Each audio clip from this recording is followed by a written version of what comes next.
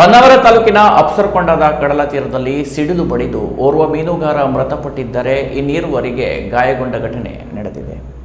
ಹೊನ್ನಾವರ ತಾಲೂಕಿನ ಅಪ್ಸರಕೊಂಡದ ಕಡಲ ತೀರದಲ್ಲಿ ಶನಿವಾರ ರಾತ್ರಿ ಸಿಡಿಲು ಬಡಿದು ಓರ್ವ ಮೃತಪಟ್ಟು ಈರುವರೆಗೆ ಗಾಯ ಸಂಭವಿಸಿದ ಘಟನೆ ನಡೆದಿದೆ.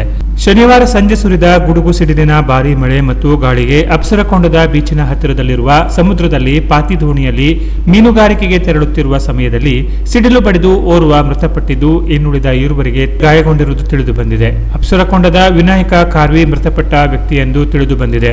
ಪ್ರತಿದಿನದಂತೆ ಪಾತಿ ದೋಣಿಯಲ್ಲಿ ಮೀನುಗಾರಿಕೆ ನಡೆಸಿ ವಾಪಸ್ ಆಗುತ್ತಿದ್ದಾಗ ಸಿಡಿಲು ಬಲಗೈ ಮತ್ತು ಕಾಲಿನ ಭಾಗಕ್ಕೆ ಸಿಡಿಲು ಬಡಿದಿದೆ. ಕೂಡಲೇ ಆಸ್ಪತ್ರೆ ಕರೆತಂದರೂ ಮಾರ್ಗ ಮಧ್ಯೆಯೇ ಮೃತಪಟ್ಟಿದ್ದಾರೆ. ಗಾಯಗೊಂಡ ಇರುವರು ಪಟ್ಟಣದ ಖಾಸಗಿ ಆಸ್ಪತ್ರೆಯಲ್ಲಿ ಪ್ರಾಥಮಿಕ ಚಿಕಿತ್ಸೆ ಪಡೆದು ಮನೆಗೆ ಮರಳಿದ್ದಾರೆ. ಸ್ಥಳಕ್ಕೆ ತಹಶೀಲ್ದಾರ್ ಪ್ರವೀಣ್ ಕರಾಂಡೆ, ಕಂದಾಯ ಇಲಾಖೆ ಅಧಿಕಾರಿ ವಿನಯ ಪಂಡಿತ ಭೇಟಿ ನೀಡಿ ಪರಿಶೀಲನೆ ನಡೆಸಿದ್ದಾರೆ. ಈ ಬಗ್ಗೆ ಮಂಕಿ ಪೊಲೀಸ್ ಠಾಣೆಯಲ್ಲಿ ಪ್ರಕರಣ ದಾಖಲಾಗಿದೆ. ಮೃತದೇಹ ಮರಣೋತ್ತರ ಪರೀಕ್ಷೆ ಬಳಿಕ ಕುಟುಂಬದವರಿಗೆ ಹಸ್ತಾಂತರಿಸಲಾಗಿದೆ.